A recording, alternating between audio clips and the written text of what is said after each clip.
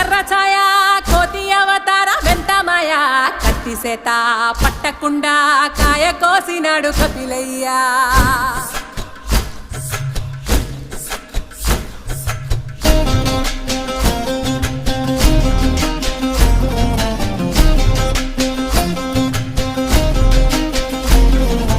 అంజనమ్మ ముందు వంజుల్ పుంజుల్ సీడి మామిడి ముక్కలు కుప్పల్ తెప్పల్.